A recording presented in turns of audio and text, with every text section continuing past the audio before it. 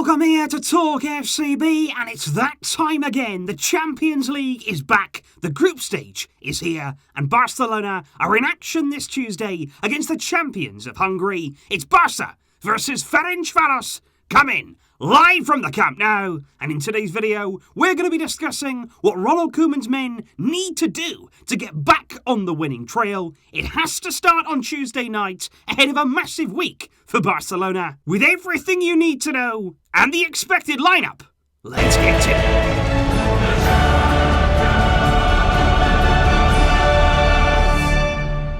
And Kickoff will indeed be coming to us live from the Camp Nou. Champions League night without fans, of course, is not the same, but we are back at the Camp Nou where we are irresistible in this competition. 8 p.m. local time kickoff, and here, guys, are the times right around the world, so you can get involved in this one. And of course, you can also join me live during the game for all of the Champions League action right throughout the night, and indeed during Barcelona against Ferencvaros, and that they'll be live on the Flip Chat where you can get involved. Elsewhere, of course, in Group H, looking at our opponents in our group, Juventus will be travelling to Ukraine to face Dynamo Kiev, which there is going to be the early kickoff on Tuesday, which is quite significant, given the fact that when we kick off, we will know how Juventus get on. And I think in particular, when you're looking at our group there, of course Juve are extremely strong. Of course you'd say that Dynamo Kiev and Ferencvaros are not at the same level, but I actually think in some ways that makes it harder, because you know there's no margin for error. Juve are going to look to be perfect right throughout this group, so are Barcelona, and that means that one slip-up, one bad result, it could really affect whether you have a chance to finish top. We, of course, want to take that spot, and it starts right here. But what I certainly don't want to do is do our opponents, the Hungarian champions, like I say, any disservice whatsoever. They're appearing here in the group stage of the Champions League for the first time in 25 years, and they are absolutely overjoyed to be here, and rightly so. And like I say, they were comfortably crowned last season Hungarian champions, winning the league by 13 points, and they've started the season in a very strong manner, exactly the same sort of thing, winning 4 of their 5 games so far, drawing the other one. And I have to say, even though you look at it on paper, there's a huge gulf in experience between the likes of Barcelona and Ferencvaros. What I would say is, there's one particular reason why I would take caution and why I'd be very hesitant to write them off. And that reason is because despite Ferencvaros' inexperience at this level, which is something that you can't deny, one thing they will have massively in their favour is all about match sharpness. And that's a big factor coming into this game, because even though in the league they've only played one more game than we have, 5 to our 4, they've also had to come through to get to the group stage 4 Champions League qualifying rounds, which means to get here, they played 5 matches in total. That means already this season, they've played over double the amount of games that we've had. They've had a lot more time there to get match fit, to get match sharp, and they're going to arrive in this game, they're going to be ready, they're going to work extremely hard, and they're going to be doing the maximum they can to cause an upset on a historic night for them. But when it comes to Barcelona, this is a game that, of course, we want not only to win, but I think we want to try and make some sort of statement here. It's been 2 games now since we've won a game. We drew against Sevilla before the international break. Of course, we returned in a very disappointing way against Getafe, and I think I'm actually very glad here to have this game come around so quickly. We had the disappointment on Saturday, things didn't go our way, but straight away here now, we're back in action and ready to make amends for that defeat. And just like Ronald Koeman said in his press conference earlier on, he said, we don't have time to be disappointed. We don't have time to be angry about that game from Saturday. He said we have to move on and focus now on the next game. That's where all of our focus is, putting it into this game and making sure that we get a result. And I think it's so important that we do that at the Camp Nou. And not only the result, but the performance. We need to get back to what we were seeing there in Ronald Koeman's first 2 games. The games against Villarreal, the games against Celta, whereby we were not only scoring goals, but also keeping it tight at the back, and just in general,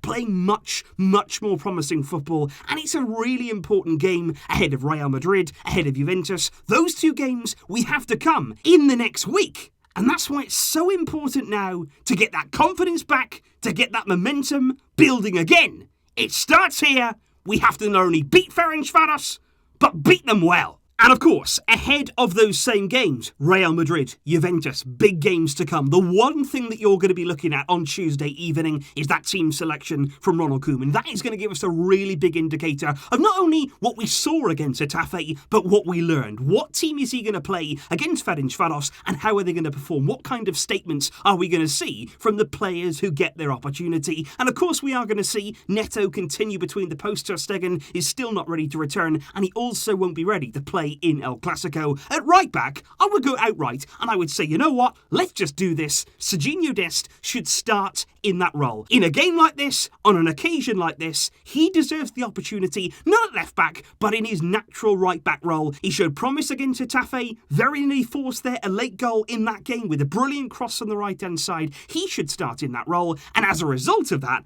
at left back, why not play our backup left back? Junior Firpo is fit. He was in the squad against Getafe. We know there's no Jordi Alba, but let's see Junior from the start here and start there with two natural players on their right sides. Very, very important there. At centre-back, Longley should keep his place there, a dependable pair of hands, but alongside him, I really, really want to see in this game, Ronald Araujo. Yes, we could play Piqué. Yes, we could continue to play Longley, Piqué every single game, but we shouldn't be doing that. At this stage in a game like this, it's a perfect game there for Araujo to come in and once again show that huge promise that he has, and I really hope that Koeman will start him in this game. De Jong will start there at the base of midfield. He's somebody there who again needs to start getting some confidence back in his game, needs to start working towards being at the level that we expect from him, but alongside him, not Sergio Busquets, I would start in this game Miralem Pjanic. It's a game here that's a nice opportunity for him to come into the team, show us what he's got.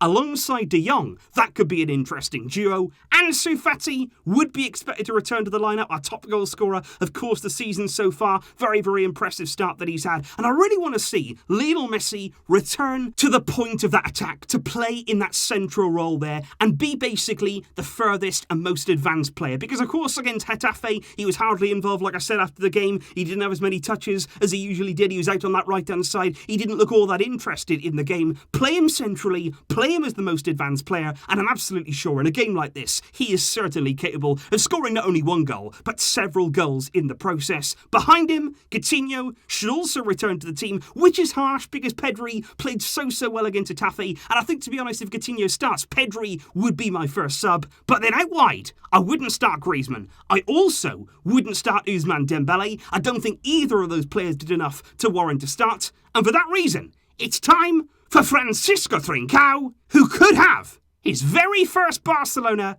competitive start in this game, and there's still plenty more to come from that young man. And with that team in mind, and with the statement that Barcelona are looking to make, we do move on, of course, to the predictions. You guys are in very, very confident mood, even despite that loss to Getafe. You believe that in this game, we're going to win it, not by one goal, not by two goals, but by 3+ goals on the night. And as always, I tend to agree with you. I'm going to go in this one, Barcelona 4. Ferencvaros 1. I'd love us to keep a clean sheet, but I don't really see it happening. But let's wait and see. I might be pleasantly surprised. But if we can go down the other end and score 4 goals, it'd be great for confidence. I think it'd be really, really nice to see Messi on the score sheet from open play. That's something that I think we desperately need to happen. And of course, if Trincao can start, get himself a goal, that would be wonderful too. Let's wait and see what happens. Leave your predictions in the comments down below. And of course, tomorrow, I'll be right back here to review the game, and hopefully we've got off to the perfect start. I'll see you then, guys. Thanks as always for watching. Make sure to check out my Champions League group stage predictions, which is over on MORETALKFCB. If you got some time to kill, why not go and check that out? I'll see you soon, guys, and thanks again. But until next time, as always, Visca El Barça.